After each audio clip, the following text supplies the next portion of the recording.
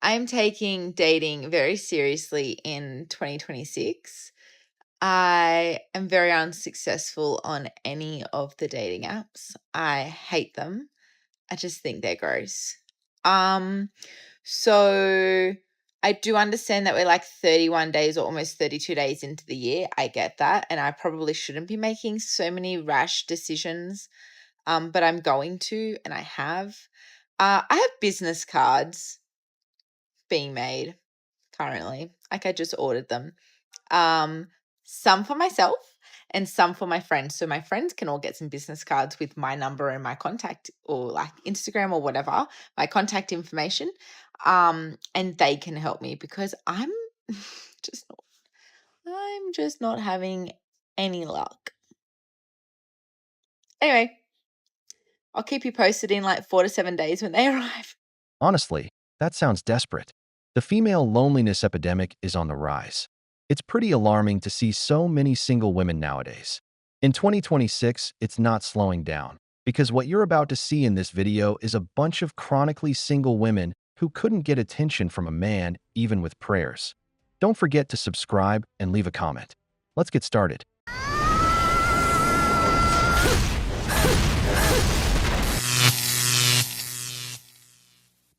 You want to know the kicker? Okay, I make content about the fact that I have been chronically single.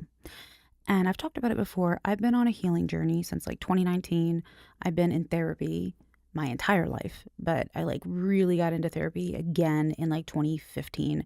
Took a little break, got into spiritual healing, and then therapy again in 2019. From 2019 to like 2024 is when I had everything kind of crash and burn. And then I like went into a very, very deep healing time at that point. You want to know what's really funny? You want to know what's funny? Imagine doing all of that fucking emotional work, coming out of it and finding out, number one, not a lot of other people do that. Spoiler alert. And number two, the environment of dating in 2026.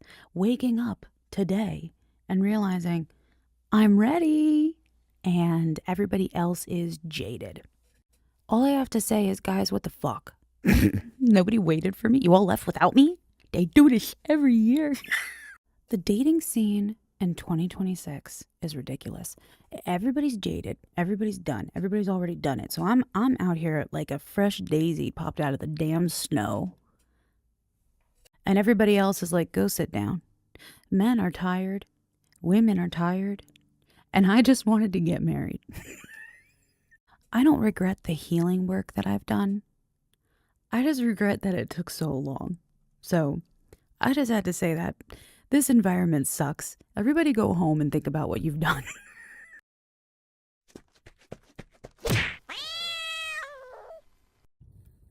Why is dating in 2026 so hard?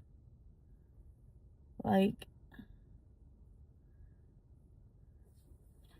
I'm straight up not having a good time. I wasn't also having a good time in dating in 2025, so nothing new this year. But it's literally so hard. Like, my sister calls me the bolter because anytime a guy does something I don't like, I leave. Because I'm like, why would I put up with that? No, thank you. I'm a grown adult. I pay my bills are paid. Why would I be with a crusty guy who does stuff I don't like? No. I would much rather be completely alone than be with someone who like causes issues and like stresses me out. Like, no. I need somebody who's a bonus to my life, not a burden, not adding stress. But like, where are you finding these men? Everyone tells me you'll find him when it's the right time. That's not helpful. That's not helpful. That's my rant for the morning. But it's just so hard. Like, I never imagined it being this hard. Maybe I'm too picky, and that's totally fine. I will live with that. I am proud of that. But What's going on? It's okay. Everything's fine. Cocaine is a hell of a drug. Okay, this is a public service announcement for anybody who's trying to message me on Messenger on Facebook. I cannot see who you are, and your little circle's way too small. So if you really care to try to get to know me, there's an actual form that you can fill out. It's in my TikTok. There's also a link in my Facebook that has my website. If you care to even entertain that, okay? There are way too many of you guys messaging me on Messenger, and I don't even know what you look like, and that's not fair for me. So if you truly want to get to know me, like, I need a picture, I need information, I need your height, I need your fucking credit score, so you can fill out my form, honestly. Because it's same thing with TikToks. I don't really entertain things like that, like, in general. So, yeah. And no, I'm not gonna send out my number. I'm just not. So if you care to do the work, then you would do the work and do that easy part. And I'm not going to hold your hand and tell you how to do it. Figure it out. Because if you can't really figure it out, then you're probably not the person for me. During your healing journey, didn't they tell you to take that cow ring out of your nose? Because that should have been the first wake-up call. I'd advise you to convert and join a church. Maybe you can at least fool one of those servants of God. Because honestly, the way I see that first woman, I don't see much of a future there. She should switch psychologists. That one is just taking her money. Look at the second woman. I'll say it again. This thing about having sky-high self-esteem in some women is doing real damage. Telling women they're all a 10 is exactly what has these women believing they're the last Coca-Cola in the desert, when in reality they'd be lucky if a man even approached them. Overweight women, radical feminist women, women with a cow ring in their nose, women covered in tattoos that aren't sexy at all, and worst of all of them with the mindset that they deserve a high-value man. Then they wonder why their dating lives are a disaster, when this is what men are running into out there. Better to stay single. They have the Saturday market going on today, and there's so many cute, like, young couples walking around at the Saturday market. Why does nobody want to be my boyfriend and walk around at the Saturday market with me? Why does nobody want to go to the market with me? It's so upsetting to me. I don't understand. I just want to go to the market and get a coffee. I'm not a party girl. I don't even drink. I've been celibate for 3 years. I feel like I'm a fucking catch. You know what I'm saying? I was unfamiliar with your game. This might actually be where you find a boyfriend or a husband in here. Because, baby, I had to put my glasses on so that way I could scout a daddy from across the store. I was not familiar with Whole Foods game. I think I need to start spending more money and shopping in the Whole Foods from now on. I don't know, I might have been onto something after all. But honestly, I mean, I don't know why I ever thought that I was going to find a husband in the Aldi anyway. So apparently I'm going to need to fucking spend a bag and come to Whole Foods because, baby, these people are stunning in here.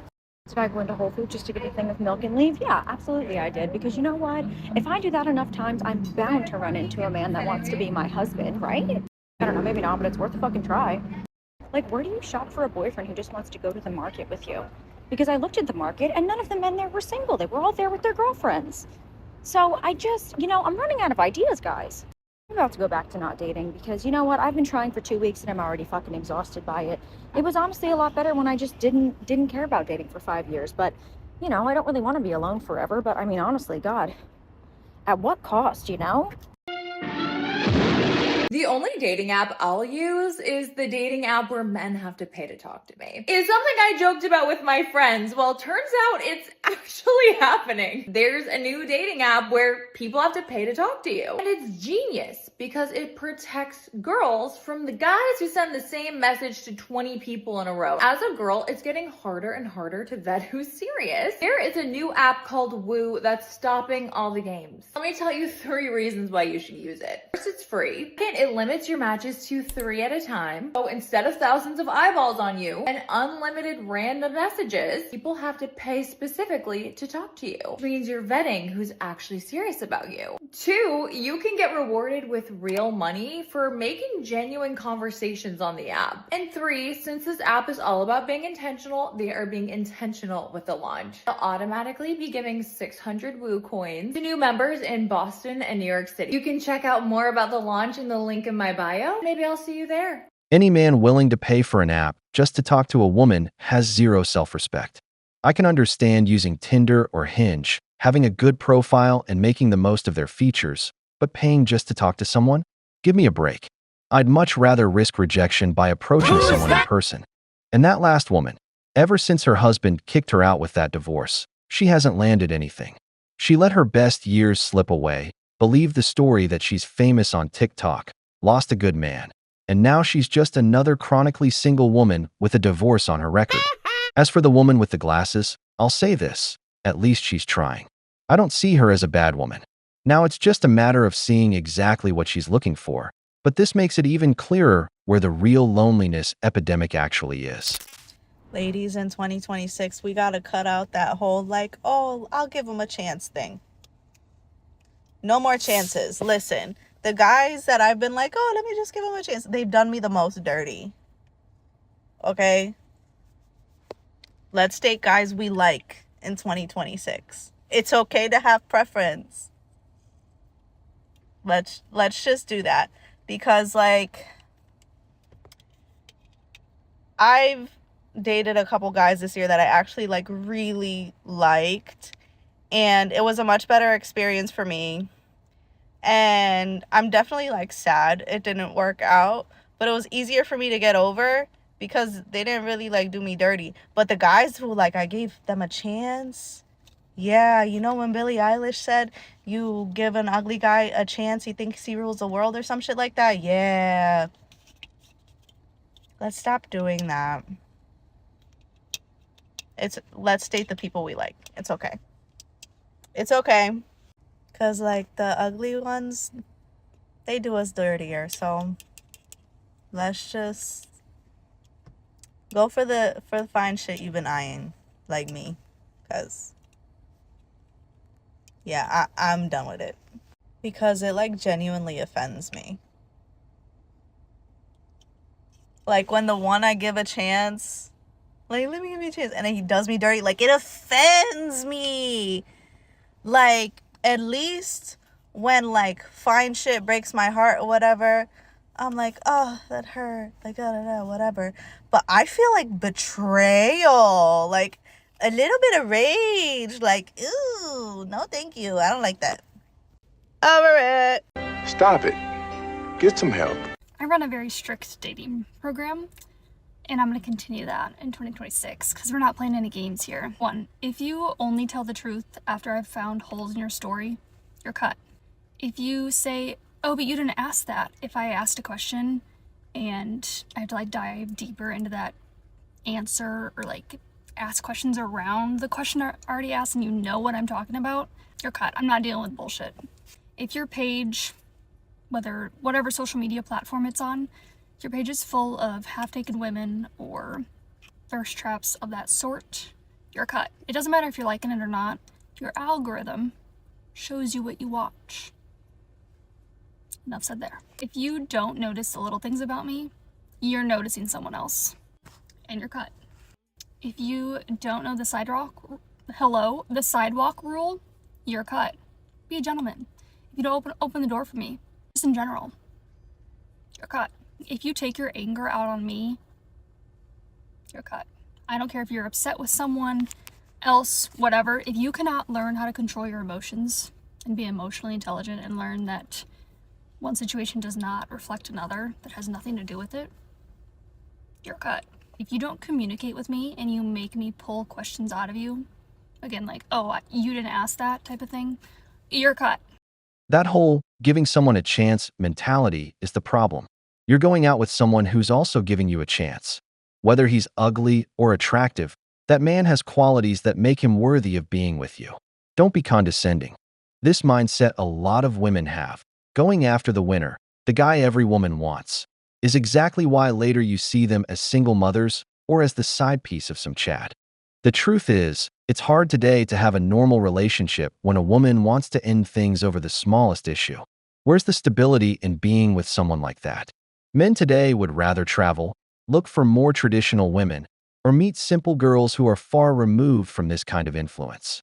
If a woman gives me an ultimatum that I'm out just because I say or do something she doesn't like, she's out for me before she even finishes the sentence.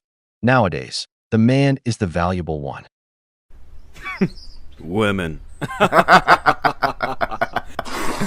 This is my 2026 dating bard list. Okay? Now, if you're not a cat person, you're barred. Discipline. So if you don't work out, you lack discipline. Sorry, I said it. Kill me in the comments. Also, bonus points if you can lift heavy. If you can, amazing. If you think that a woman should pay half for a dinner, you're barred. That's just, I'm sorry. I'm not going further on that one. Crucify me. Another thing that I cannot stand is if you still live with your mom, barred. You're fucking barred. If you lack ambition and drive, barred. If I have to explain my feelings to you and you lack emotional maturity, you're fucking barred. I'm sorry. I'm not explaining myself to you. If you're mean to your parents, barred.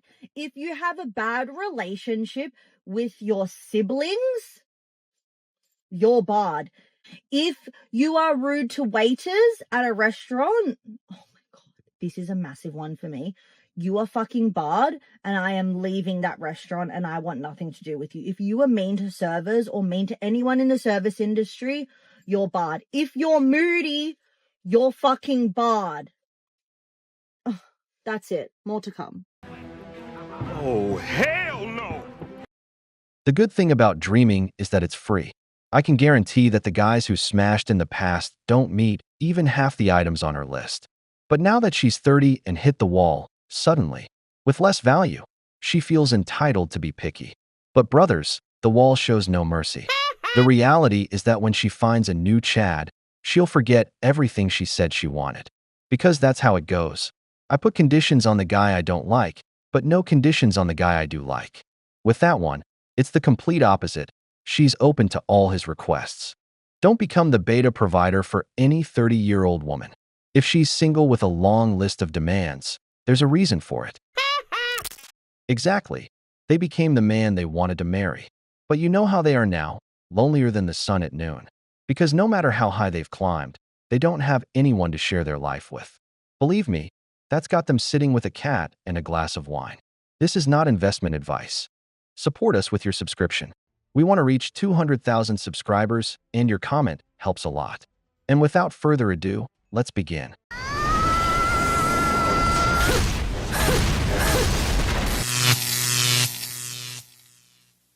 I don't have my life together at 53. I have two ex-husbands that are living their lives fine. They have all the things. One's in a relationship, one's married. Happy or not, it doesn't matter. You know, I see the material things that they've acquired. I've been divorced from my second husband for 15 years. And material-wise, I have nothing to show for my life. That's embarrassing, but at the same time, I know between the three of us, I am more awake. It doesn't mean that I'm better than them, and it doesn't mean that they're better than me because they have more material possessions.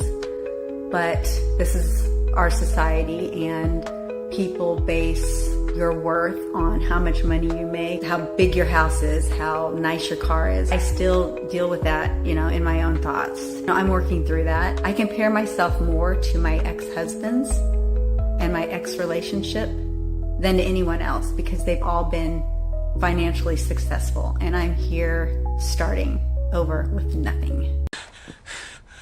We could have been a good couple. We could have had something special. But you one crazy ass bitch. I'm starting to think that a lot of people our age are taking themselves out of the dating world because it's just not worth it. I did a video yesterday about a guy I know who is dating a woman and calls her his placeholder. And basically she's just keeping him entertained until he finds somebody that he really likes. And I thought it was just so uncool, but I think it is so common. And that kind of behavior takes the good people who don't do that out of the game because we're like, yeah, I don't want to play that way. too much self-respect, but also too much respect for other people, and it's not worth it. Do you guys agree with this? So I heavily was deciding if I wanted to press the pause button on dating after today. I will be on a date sometime tonight up here in the mountains. I just happened to get here first, so we'll wait till tomorrow. If your two ex-husbands are doing great with their new marriages, financially stable, living a prosperous life, and with love, that makes it clear that the only common denominator between those two men is you. So you are the salt of those men, that the best thing that could have happened to those gentlemen was leaving you. That's what bothers you, that you look back and think, I should have stayed with one of these good men. Karma is a bitch, brothers. And about dating after 50, an uncomfortable truth has to be said. Many men at that age are no longer thinking about starting a family again or signing another marriage contract. Many have already gone through divorces, legal problems, and years of emotional wear and tear. What they're looking for now is peace, light companionship, a relationship without pressure where each person has their own space. Because when a man reaches that age, the last thing he wants is to get into another emotional war. That's why they often prefer something simple, something relaxed, and nothing that complicates the peace that cost them so much to achieve. Welcome to my TED Talk of why women over 50 do not want to date. I was out last night and it was like the first night in a while I actually made an effort. And by making an effort, that meant that I wore heels and I put on a bra. And I meet this guy on the dance floor and we're dancing, we're having a good time. And he's clearly younger than me, but I don't care because we're dancing. Now, this guy has a strong sense of his own charm, and I am like, just going, okay, I am just like inches away of going all gone girl, where'd you go, Bernadette? And all of a sudden he says to me, I'm not like all the other guys. And I'm thinking, well, if you have to tell me you're not like all the other guys and you're just probably the leader of all the other guys. He says, like, do you want to hook up? And I'm going, you know what? You're too young. Thank you, though. He goes, well, how old do you think I am? I go, like, you're in your 20s. And he goes, well, yeah, duh, I'm in my 20s, but like, how old do you think I am? I said, okay, 26. He was 24. And I remember thinking, yeah, I remember when I thought that, you were adult in your 20s too. I mean, it's clear, like, maturity has not exactly been his burden. So he says, like, don't you want to be with like a 24-year-old? And I said, I am with the 24-year-old. I call her my daughter. I'm just going to say it. Sharks aren't eating enough people. Part 2. Okay, so we talked during the week. No, okay, we're going to see when we can meet up. No problem. Sunday comes, 2 days ago. And just a quick text. Hey, hi, how you doing? Whatever the case may be. So he says, so when am I going to get to see you? I said, I don't know. We'll have to figure something out for during the week. He said, well, I want you to come over right now. Now, it was Sunday night, 7 o'clock. I had a job interview early the next morning. I really wasn't into driving 45 minutes away. So I said, I'm sorry, I can't because I have a job interview tomorrow morning. I want to get a good night's sleep, this, that, and the other thing. His response to me was, I don't care or need for your excuses. Either you come or you don't. So. This is for everybody that's out there single and maybe struggling a little bit. It takes a strong person to remain single in a world that is accustomed to settling with anything just to say they have something. I refuse to settle again. Don't settle. First, that's a young man who clearly wants to intimidate. I won't say anything bad about that.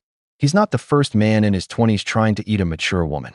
In the end, you have to learn somewhere, and they know a few tricks. Now, the underlying point is something else. Women in their 50s complain that they aren't taken seriously, but many times the men who approach them aren't looking for a wife or a life project. They're looking to pass the time.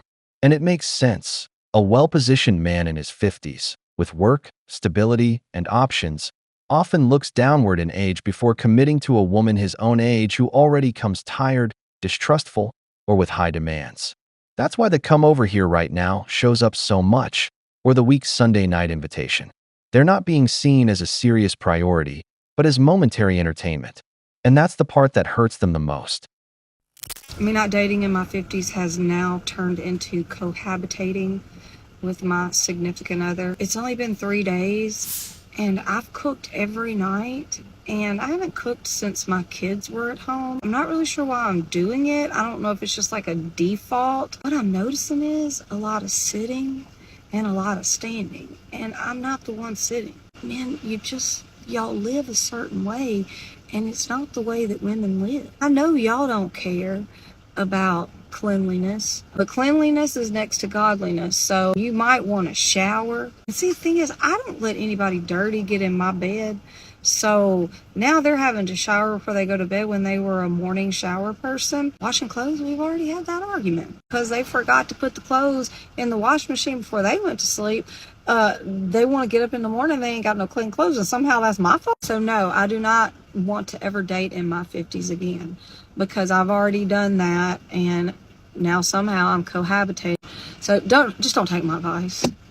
Okay, this is what I wish people would understand about quitting dating. When you quit dating, that doesn't mean you're going to be single forever. It means the exact fucking opposite. I don't care what you do when you quit dating. You don't need to work on yourself or improve yourself because you weren't fucking broken to begin with. An absence of a partner is not an indication that you have work to do. An absence of a partner just means you haven't met your fucking partner yet. And you're not meeting him dating, are you? When you quit dating, you start living your life. You stop swiping your adulthood away and you start doing shit you love doing. You start becoming a full person instead of this half person who doesn't give themselves permission to exist until they have a romantic partner. And no shade or shame, we were groomed to think that that's just what you do. You date until you have a partner and then your real life starts. But everyone who groomed us to believe that wasn't dating in 2024, were they? They weren't dating in 2017 either, but I digress. You don't quit dating to become single forever. You quit dating to stop being fucking miserable. And at some point, when you are living a happy life that is unburdened by modern dating culture, you're gonna find a fucking partner. Probably. But where we're not gonna find them is inside a miserable dating hellhole. I mean, think about it. Do you really think that's where true love is hiding? Like in a fucking dumpster? Anyway, quit dating, live your life, be happy, save your money. Look at these two women. The first one was the one people would think was going to end up alone. The second one is the one who is ending up alone, but she's in that phase of denial. This is interesting because when a woman is in a relationship, she automatically begins to move into her role in the home. She already sees that man needs her more in what is the cleaning and not in the economic part. That's why she says she feels like she does it automatically. It's not something she dislikes. She feels useful. She wants to be useful to her husband. I'm sure that man is being a provider for her. The second woman is the opposite. She's becoming celibate by obligation, since she can't find anyone to go out with. The ones who invite her out don't attract her. She's feeling the loneliness. Guess which one of the two will be happier in the long run? The woman who doesn't look for a husband before 60 may never find one and die alone. That's why the first woman, even though she's adapting, finds her life with her man interesting. Nancy, I started to feel the same way, but then I was like, well, if I'm on the app and I'm a good person, there's got to be other good people on there. But I have decided to go off the apps and not date for a while because I need to work on myself still. I went on a date yesterday, brunch date, and it was nice, but not attracted to him. I should have known even before going on the date, but I definitely thought I was ready, and I realized that I'm not. I have some more work to do on myself, and until we feel comfortable with ourselves, no one should be incorporating another person into their lives. I bent over backwards in my marriage, and I need to bend over backwards for myself. Because truly, like, I'm looking for someone that's like me. I'm looking for myself. So where am I going to find myself? Right here. That's where. So that's what I'm going to work on. Me. When you see this, you realize that men today are living their best life. Many at this age have their house, their nice car. They take their vacations and live their life, while many of these women have sadness written all over their faces. The problem is that for years men were criticized so much, they were told they were the problem, that they were useless, that they weren't needed. Many men simply heard the message and adapted. They learned to live alone, to enjoy their peace, their routine, their money, and their freedom. And when a man gets used to that tranquility, pulling him out of it isn't easy. Because to bring someone back into his house, it has to be really worth it. And that's where many women start to collide with reality. Time passed, the man changed, and the wall, as always, does not forgive. You support ICE and Trump, yes? Absolutely. You support ICE and Trump? Absolutely. Joseph Dwayne Bishop, you support ICE and Trump? Yes? You support ICE and Trump. Joseph Bishop, my father. Whose house do you live My in? father. Whose house do you live My in? Where mother. have you lived your entire My life? mother. Your child. Your child. Joseph Bishop, child. my father. Your And child. Amanda Bishop, my mother, The support only- ICE the and only Trump. You support ICE and Trump, yes? Absolutely. You support ICE and Trump? Absolutely. Joseph Dwayne Bishop, you support ICE and Trump? Yes? You support ICE and Trump. Why are you Joseph so Bishop, stupid? my father. Whose house do you live My in? father. Whose house do you live My in? Where have mother. you lived your entire My life? mother. Your child. Your child. Joseph Bishop, child. my father. Your And child. Amanda Bishop, my mother, The support only- ICE the and only Trump. Okay, so I'm making this video for my own protection. So I am not suicidal. I don't want to die. I have a full life to live and I'm happy. But I just outed my parents for Trump and ICE supporters. So if anything happens to me, I don't know. So I'm just putting this out there for my own safety. I'm not suicidal. I'm a great mother. And I have no bad things to do to anyone whatsoever. I was using my freedom of speech, playing music, and since they support Trump and ICE, they got so mad and now they're kicking me out. So I'm just putting this here for my own safety and my own protection. Yo, these people actually have kids, bro. And now that I get to see behind the scenes of the people that are voting for the Mom Donnies and the AOCs and even Gavin Newsom's, it all makes sense. First of all, they all look the same. They all have a look. This one is a little bit more extreme than we're used to, but are we really surprised? I mean, the initial jump scare makes sense. But then you have to start really having a conversation about what we dealing with right here. This is mental illness in every way, shape, or form. Doxing your parents, let's start there. Saying your parents' full name for the internet in the house that you live in. You are a single mother living with your parents, obviously not having any ability to be able to take care of yourself. You're an adult, a grown woman. This is not the face of a young woman. This is a face of a fully grown, lived life, maybe did a few raves, maybe did a little bit of here and there, so on and so forth. Somebody got her pregnant, so we there. You know, she has a whole kid, and the father isn't in her life. The parents then obviously are still taking her in. I'm starting to question the parents a little bit now first, because it's like, yo, you created this monster. You got to take accountability for this. You know what I'm saying? Even though she's an adult, even though she's a fully grown person that's, I can't say capable of making her own decisions, because she seemed absolutely off her rocker. I mean, she got the black hair in the middle. She was bald head. I went and looked at her profile. I didn't watch any other videos, but I went and looked at her profile, and she was bald headed on another one. She said she was chopped by choice. She makes weird videos. What else do you want us to say? This is your daughter. And so they finally started holding her accountable and decided that they wanted to kick her out after she had already doxed the dad. And the dad obviously has some level of sense, because he's like, yo, you got to get up out of here. You can't keep doing that type of stuff. Oh, boo-hoo! Let me play a sad song for you on the world's smallest violin. I don't blame the parents, because this is a form of state-driven brainwashing that has been gradually introduced into our society. It's hard for a father to watch his daughter, the one you carried, raised, and placed so many hopes in, turn into this. It's hard, because that man looks like a working-class guy who probably couldn't be as present in her life while trying to keep a roof over their heads. Today's society, especially in schools and universities, is what's turning our young people into this. Of course, 30 years old with a child and no job.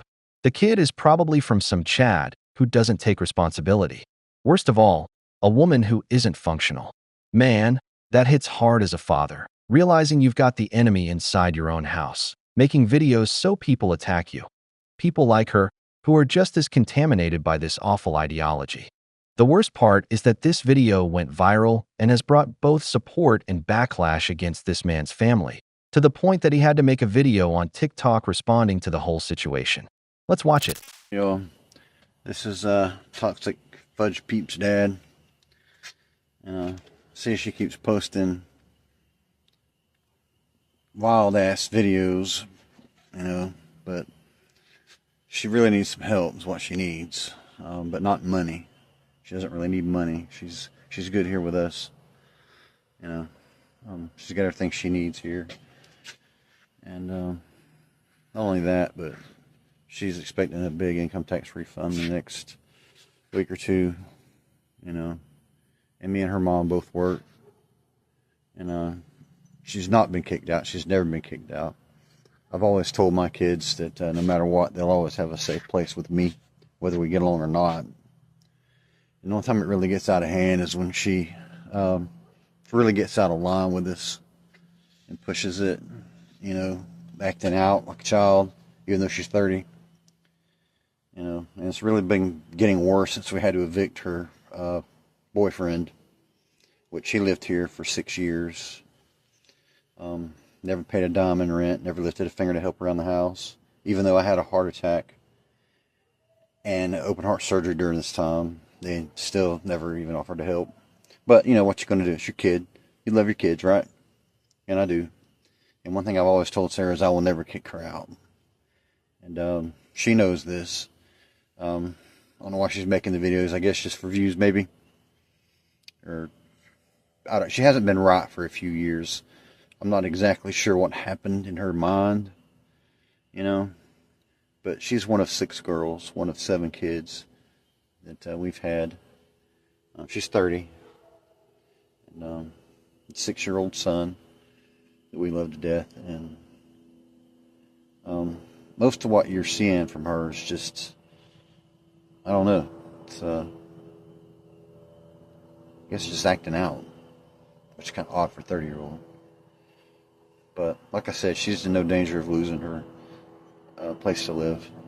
Never has been. Yeah, well, later.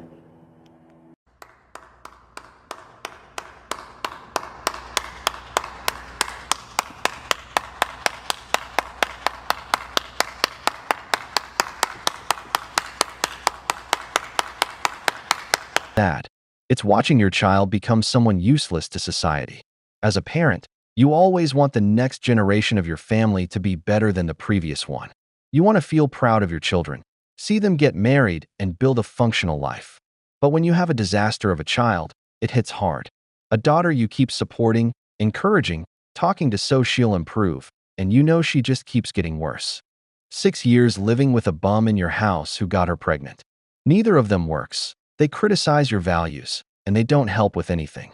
God forgive me, but I couldn't deal with this. I would have kicked them both out a long time ago.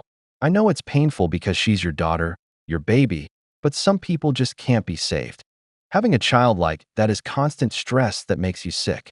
Look at how she now spends her time criticizing the man who gives her a place to live, who helps support her son, who has only tried to help her, all because of political ideology.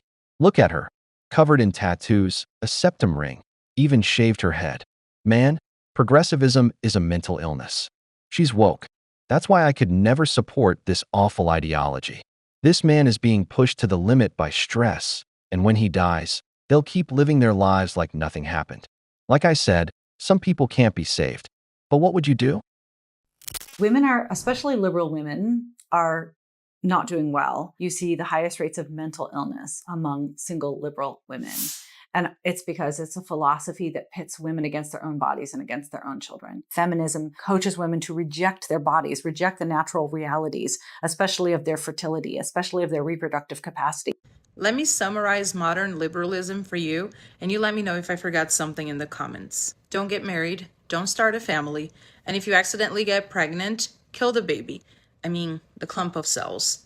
And then call it reproductive justice. Sleep around, chase temporary pleasure, call it liberation, even though you know your soul is starving for meaningful connection. Trade motherhood for deadlines. Convince yourself that corporate success is everything you need. And when it doesn't work out that way, just blame capitalism. Call all men useless, children are a burden. Numb the emptiness that you have with alcohol, casual sex, and antidepressants. Because here's the truth. When a person cannot find meaning in life, they drown themselves in pleasure to forget how empty they feel. Those of us who you mock for having morals, values, a family, we know exactly what you're running from. You proudly call this life you've chosen freedom. I rationally call it broken. Absolutely. When an ideology goes against your nature, it will clearly harm you in the long run. No matter how much wokeism, progressivism, or whatever belief someone has, you can't change your biology. Some time ago, I heard a psychologist say that maternal energy in a woman creates very powerful changes in her mind. Haven't you seen women who said they were liberal, but once they marry a man and have a child, their political perspective, even who they are as a person, changes? It's because their minds completely shift towards seeking what's best for their children. That's why you see women who love a cat or a dog as if it were their child. They pour all their energy into political movements like feminism, for example. They feel every defeat as if it were the goal of their entire life. I've seen women cry just because Trump won. It's that energy not being directed toward family that makes them feel these social movements so intensely. Oh my God, y'all. Liberal white women are what is wrong with this country. They are the freedom fighters for all the wrong shit. They are the ones that come out and let you know that you're still oppressed because you're a different race than them. They're the ones that stay in the streets with their pretty decorated signs screaming their heads off about shit that doesn't pertain to them or doesn't matter.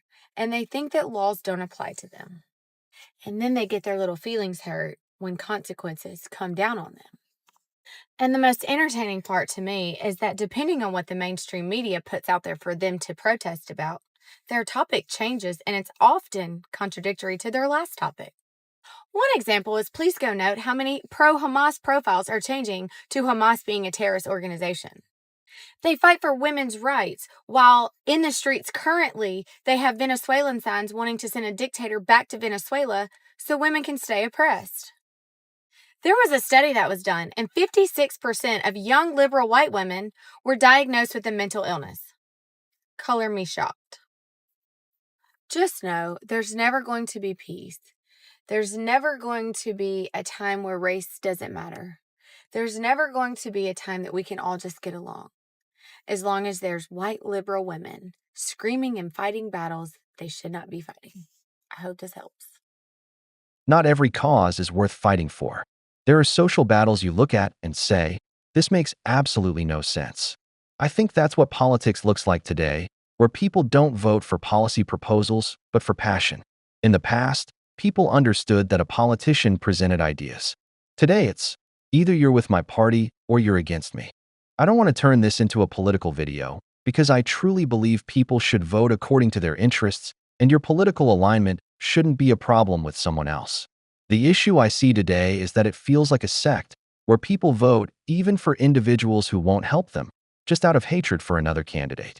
That's where it becomes really sad, because many foreigners, like the new mayor of New York, for example, are learning how to politicize that and replace the American politician. You support ICE and Trump, yes? Absolutely. You support ICE and Trump? Absolutely. Joseph Dwayne Bishop, you support ICE? I do too. I support ICE and I support Trump. I support Trump. ICE and Trump. Yes? You support ICE and Trump. Joseph Bishop, my father. Whose house do you live My in? father. Whose house do you live My in? mother. Where have you lived your entire My life? mother. Your child. Your child. Joseph Bishop, child. my father. Your And child. Amanda Bishop, my mother, The support only- ICE the and Trump. only- Ms. Bishop, your parents don't answer to you. I'm sure you're a pro-choicer. I bet you are. And you'll probably agree with the statement, my body, my choice. Their minds, their choice. And if they choose to support Donald Trump, who I believe is the greatest president of the 21st century, and I also support what ICE is doing, if that bothers you, that your own parents, who've given you life, who's giving you a roof over your head, paying your bills, and helping you with your son, if it is such a horrible thing for you to accept that your parents are conservative, get out. Go away if it is so upsetting. I don't understand you young people. I don't get it. Why would you want to benefit off somebody you dislike and disrespect and maybe even hate? You decry racism when your party is built on racism. Y'all support Planned Parenthood when it is built on racism. Your party is the one with the shady history of the Triple Ks and what they did to the African American community. Getting your hair cut weird and wearing tons of metal on your face and body doesn't make you bold. It doesn't make you courageous. It's just the big old neon sign saying, here, I'm liberal. Hear me roar. Hear me be belligerent and obnoxious and hateful. By simultaneously saying, love is love. Choice, my body, my choice. The Democratic Party wants to put all women on a leash. And that leash has just a little bit of give. And you know what that give is? Pro-choice. They brainwashed y'all with the chant, my body, my choice, except for when it comes to vaccinations, except for when it comes to seatbelts, except when it comes to doing, follow us and we'll, let you decide when you want to become a parent. And, if you want to adios, 10 babies in your lifetime, totally fine. I sincerely hope you find peace in your life. And I pray for you and I pray for your parents. And I you reap what you sow, love. And you're going to find yourself 10 years from now. And your son is going to say something. It's going to break your heart. It's going to wreck you. And you're going to know what your parents feel. You may be their daughter, but you do not get to dictate what they believe, especially in their own home and on their own turf. You don't get to dictate it. You don't get to try to change it.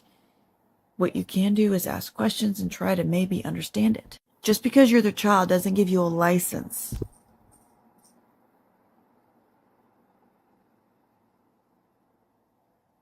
to be hateful. Maybe in 10 years from now, you're going to find yourself in the middle of a conversation with your son. He's going to tell you he's a conservative and he voted Republican. So be careful, love. We reap what we sow. Toodles. The sad part of this situation is that she keeps making videos against her parents because she has found validation in playing the victim. She'll keep doing it because her TikTok account is based on asking for things and the whole poor me narrative.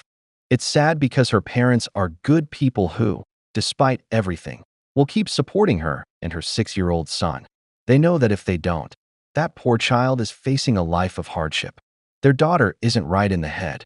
They can't rely on the child's father either, because he's just like her, useless to society. It's sad, very sad for that boy. To this man, I can only say, stay strong, your grandson needs you. And to the men watching this who have daughters, pay attention to what your daughters consume. Try to guide them when they're teenagers so they don't end up in this state, because many who do end up like this are influenced by bad company and by single mothers who encourage them to be this way. There, Dusty Thunder once again, another story for you here. This is, my girlfriend, 32 female, has been very sad since she found out her ex-boyfriend is getting married. So I, 30 male, have been dating my girlfriend for about 4 months now. Everything was going great for us until she learned that her ex-boyfriend of 9 years was getting married. They had broken up in June last year, and we started dating in July this year. We have tons in common, and we really enjoy each other's company. Anyways, last week, one of her old friends who knew her ex informed my girlfriend that he was getting married to his new girlfriend. My girlfriend was shocked, to say the least, and when her friend left, she went on Facebook and spent almost an hour looking through his profile.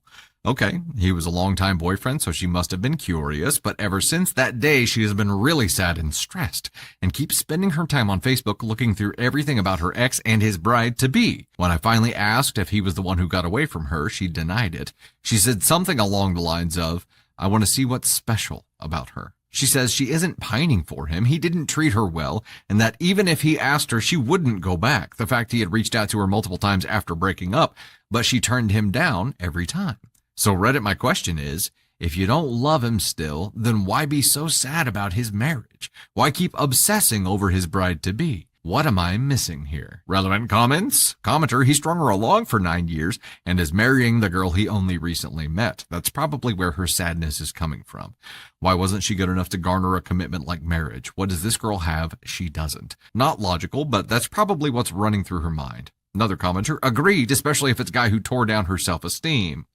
It was a huge part of her life for 9 years, so it's understandable that she's grieving, not that her ex so efficiently moved on. 9 years with someone means you likely expected to spend the rest of your life together. It doesn't mean she wants back, but 1 year after a whole decade of your life, along with all hopes and emotional investment that it took, what she's going through is understandable.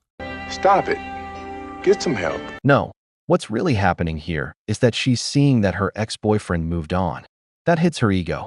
You know, women don't like seeing their ex doing better than them. On top of that, many women have this idea that they improve a man or prepare him for the next woman. That might be what hurts her. With her, he never got married and never even proposed. But with the new woman, in less than a year, they're already getting married. Not just engaged, they're getting married. It's the classic story. You were the journey, not the destination. And you're basically the rebound relationship.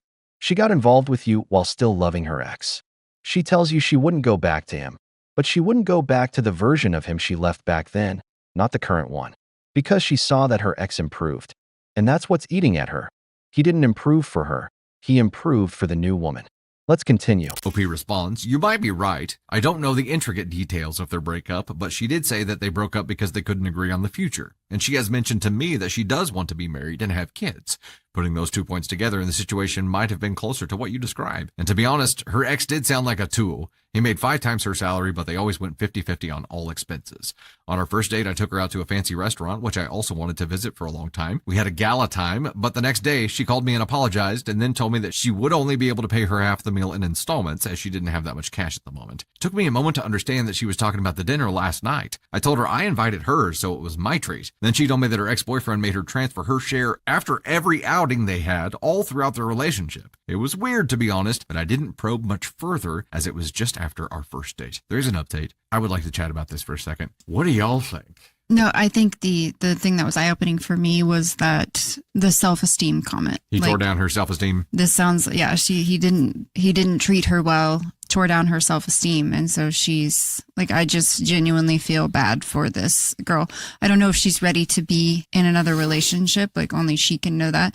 I do think that you can heal and date simultaneously. I think those things can happen at the same time. But I do think your partner has to be aware, and I feel like that's what's happening now. But yeah, the self-esteem comment, having someone attack your self-esteem for 9 years, make you feel like you're not good enough for marriage, make you feel like you're not good enough to take the next step. And that's a lot of time to invest in a relationship for it to end and then him be engaged a year later. Like that would hit me hard. Yeah. If I was this girl. And if they couldn't agree on the future, meaning he wasn't ready for marriage and for kids and to settle down, and then some other girl comes along and a year later after their breakup, right? He's that's engaged. hard. Yeah. Then it's what's different about her, what's so special about her that she was able to just snap her fingers and make him change what he wanted for his future. And I think Snorts, she needs to learn how to love herself. And I agree 100%. Yeah. I think the validation needs to come from within, and the fact that she's still looking at the bride's profile, like looking what she has that I don't. Like all of these things mean that she hasn't truly given herself a chance. Yeah. Like she's still stuck in that what he thinks of her Well, this probably mentality. pulled her right back. Oh, for into it. sure. Like she might have been fine, right? All the before this progress she made was undone Yes. by learning this Once information. she heard the news, like the body keeps the score, right? So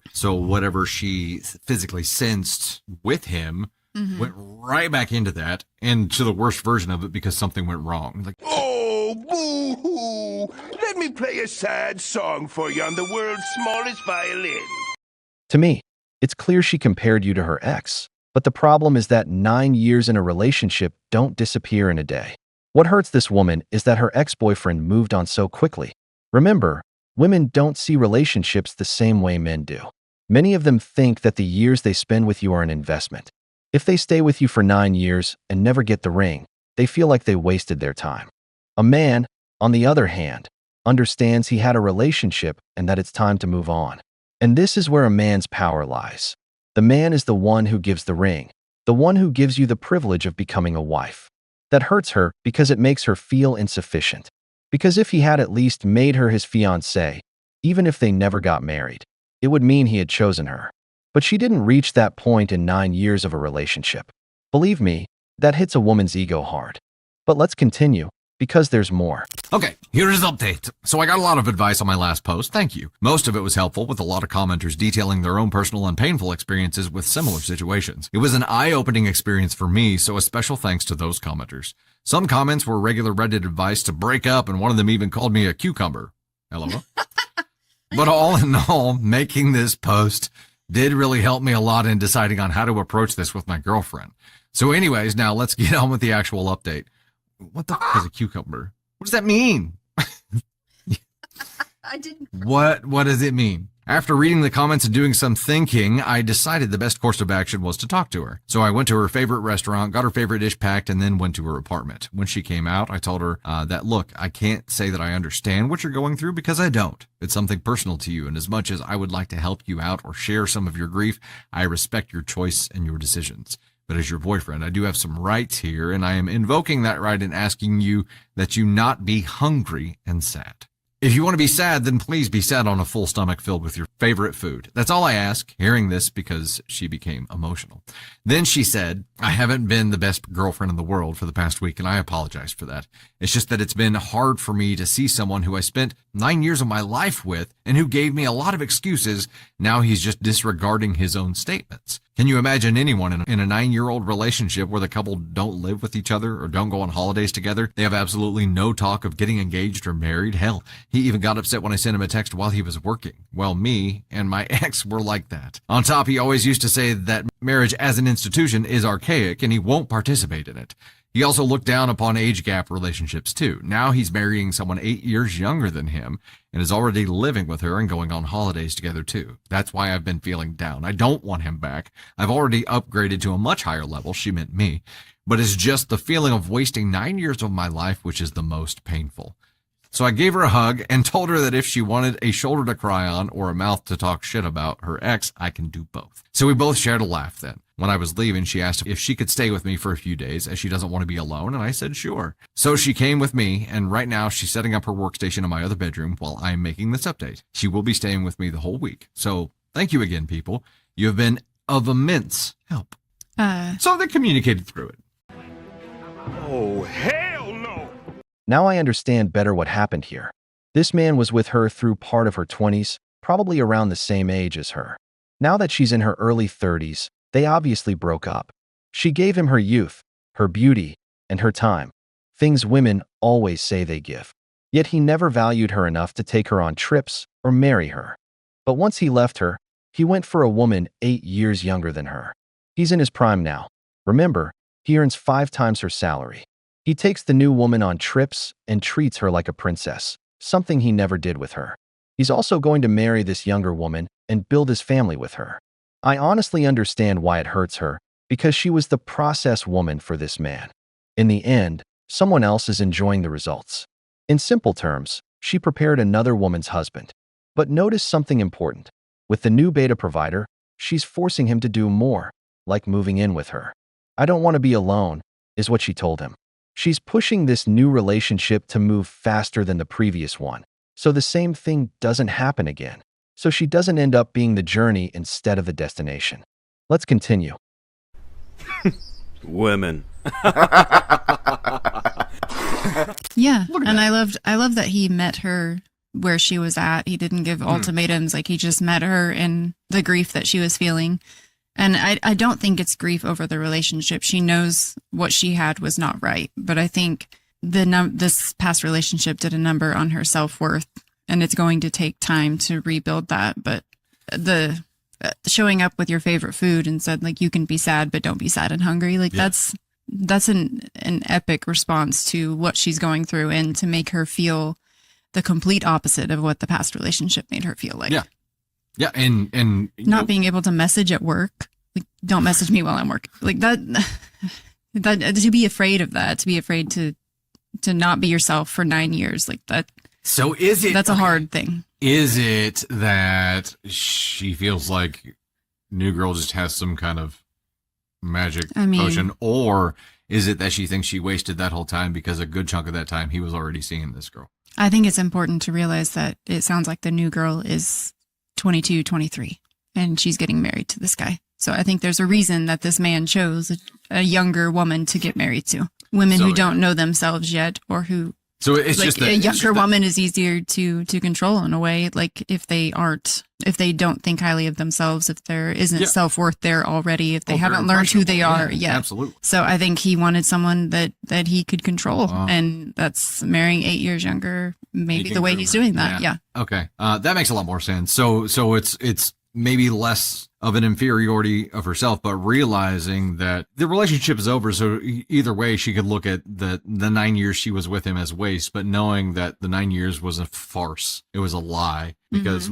what he's doing now is the complete opposite of everything he ever said. So it's a new kind of waste, right? It's a waste because someone else was a bold-faced liar or doesn't know themselves at all. The best thing OP could have done is be there and meet her where she's at, like you said. Yeah. And did that. And as long as OP continues to meet her where she's at and does this with her, I think he sounds like in great shape. Yeah, he sounds like a great person for her to be in a relationship with at this point. No, God!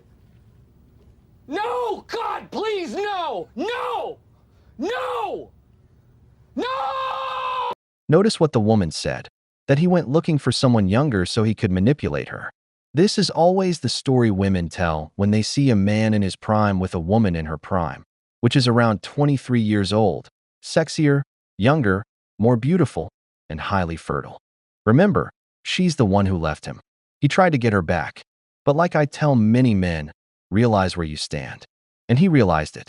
He realized he's a man with a good job, stable, probably good looking, and able to find a younger woman to start a family with. And that's exactly what he did. One thing that hurts women a lot is being replaced by someone younger and more beautiful. Because, like I said, she never wants to see her ex doing better than she is. Now the new boyfriend will carry all the pressure, because she'll still be watching her ex for a while. She might have already called him, because that kind of depression tends to make people reach out. But the new guy, as a good beta provider, will be pushed to marry her just so she can show her ex that she got married too.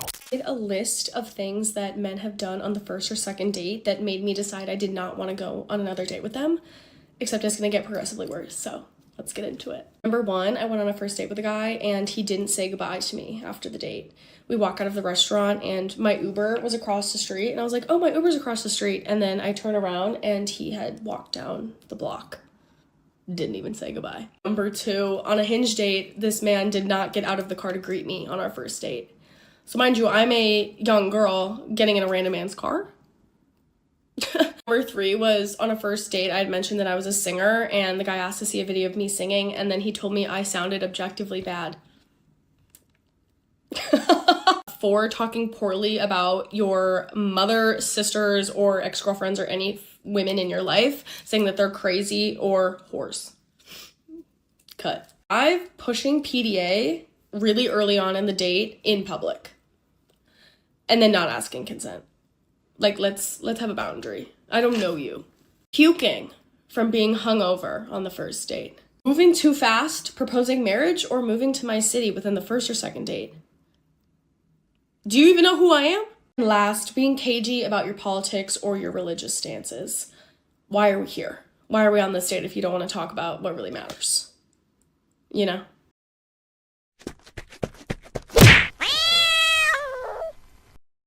What you really need to do is improve the way you choose men.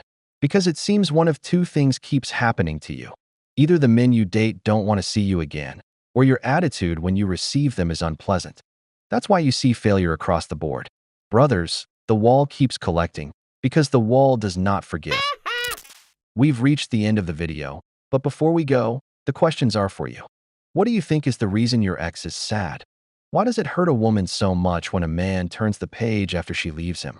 If you liked the video, give it a like, subscribe to the channel, and turn on the notification bell. Your support means a lot to us and motivates us to keep creating more content. Stay tuned for the next video of The Wall.